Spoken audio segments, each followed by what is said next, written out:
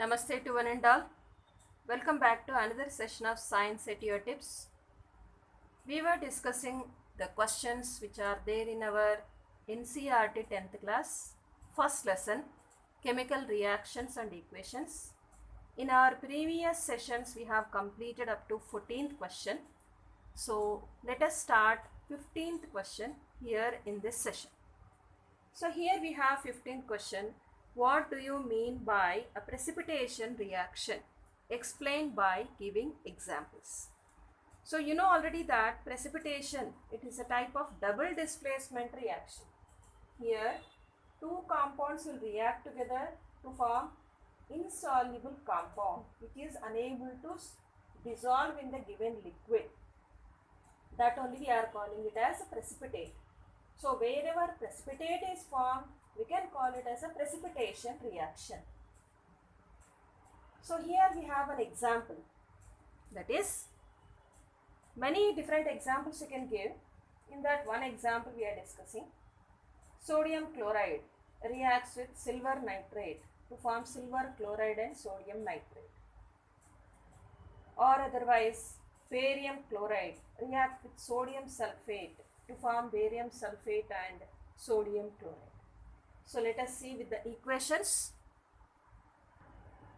Coming to the definition of precipitation, as we have discussed earlier, reactions in which two compounds react with each other to form insoluble compound are called as precipitation reaction. So let us see some examples here. We are going to write equations. Here we are taking some amount of silver nitrate. This is an aqueous solution we have taken, and this is going to react with sodium chloride. Then we are going to get silver chloride, a white precipitate, along with that sodium nitrate also. So here we have dissolved this in the water. This also we have dissolved in the water, and this also will be dissolved in the water. That's why we are writing AQ for these all aqueous solution. But silver chloride is forming like a precipitate here. This is produced in a solid form which is unable to dissolve in the water. It is forming a precipitate. So this one we can call it as a precipitation reaction. Even we can also write one more equation. We have here barium chloride which is able to dissolve in the water, and this one what we are doing is we are adding to sodium sulfate aqueous solution. Sodium sulfate aqueous solution. Then what will happen here, also anions will be exchanged between these two compounds. We are going to get barium sulfate along with that sodium chloride. You know already sodium chloride, which is also known as rock salt, common salt, table salt. So this one is able to dissolve in the water. Because of this property only we are using this sodium chloride in our food preparations. Barium sulfate will not dissolve, it forms as a precipitate. So this also we can call it as a precipitation reaction, where barium chloride is formed as a precipitate. Okay, let us see the next question.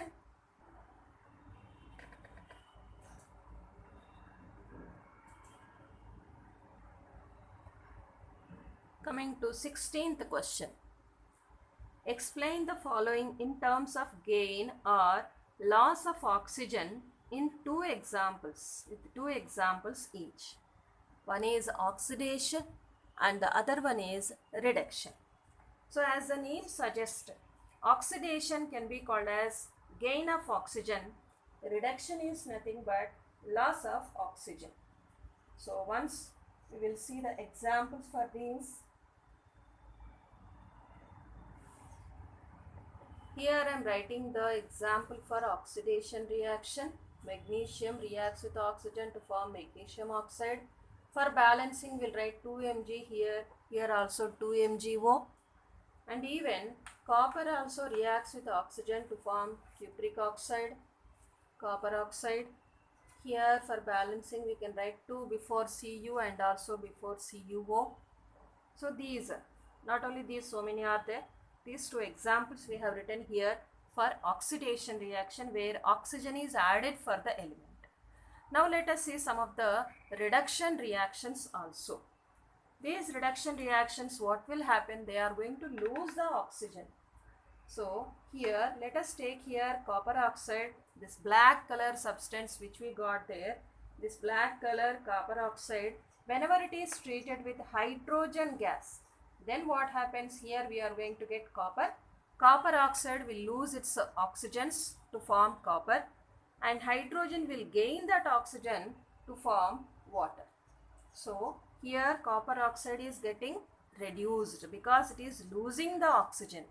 Loss of oxygen, we can call it as a reduction. So oxygen is lost here, we are getting copper. And hydrogen is getting oxidized. So on the whole, we can call it as redox reaction also, because both the reactions are there. Both the reduction and also oxidation. Now let us see one more example here. Iron oxide we have taken here. Iron oxide reacting with aluminium, we are going to get here aluminium oxide along with that iron. Here you can see iron is having the oxygens. These oxygens are lost and it is converted into iron metal. Aluminium got the oxygens from iron. It is getting oxidized. So iron oxide is getting reduced to form iron. So we can give this as an example for reduction reaction. Let us see the next question, children. In the question 17, if you observe, a shiny brown colored element X on heating in air becomes black in color. Name the element X and the black colored compound formed. So in our lesson, we have only one example where we are heating the element to convert that into its oxide, or heating the element in air so that we can get some black color substance. That is nothing but our copper. Copper, whenever it is heated, we are going to get copper oxide. So here we can say that X is nothing but our copper. This brown colored element is nothing but our copper, and black substance, whatever we are getting here, black colored substance, that is nothing but copper oxide. CuO is the formula for this black colored compound. X is nothing but copper. X is nothing but copper. Black colored substance is nothing but copper oxide. Okay. Now coming to 18th question. Why do we apply paint on iron articles? The answer is very clear here. Iron will react with the atmospheric oxygen. In the presence of air and moisture, it will undergo corrosion. Rust formation will happen here. So to prevent this rusting, to prevent the corrosion, we have to apply some substance there like painting, or we can do galvanization or oiling, greasing, all this. So one of the method to avoid this rusting is painting. So this is the reason why we are painting the iron articles. Coming to 19th question. Oil and fat containing food items are flushed with nitrogen.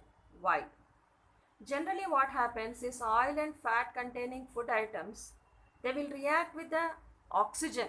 They will react with the oxygen and they are going to produce some bad smell.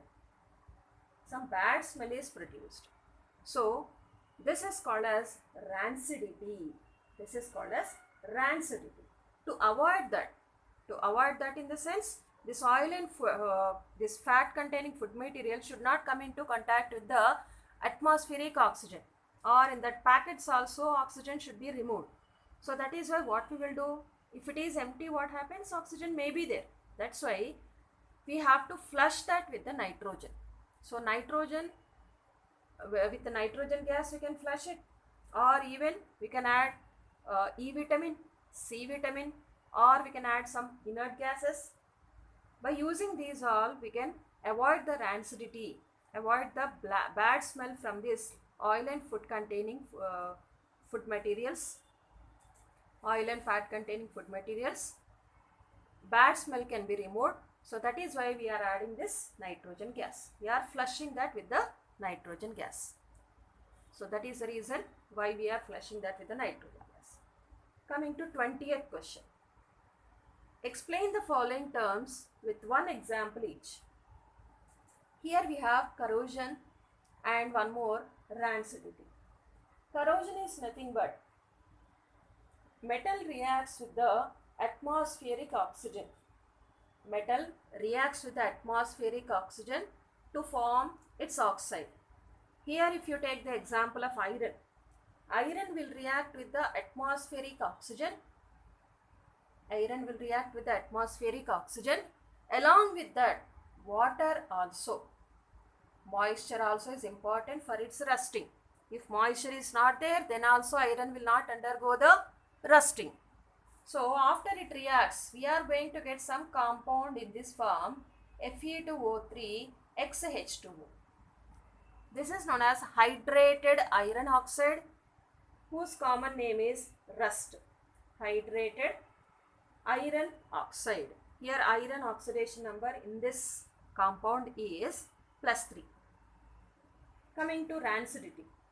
So here rancidity, as we have discussed in our 19th question. Rancidity is nothing but food items which are prepared by using the oil or fat. So many examples are there for this, like potato chips and all. So these all, whenever they are kept for longer time, this fat and oil whichever is present in this food material will be reacting with the oxygen. By that they will produce some bad smell. So that is called as rancidity. For avoiding that, we'll be using some different types of the things like nitrogen gas, inert gas, vitamin C, or any antioxidants. So many different types of preservatives we will be using for avoiding this. Okay. So these are our NCERT exercise questions and also their answers. Hope you understand all these answers, children. Study well. Learn these all. Along with that, some extra questions also you learn, so that it will be useful for your exams. Thank you for watching my video. Thank you for everyone.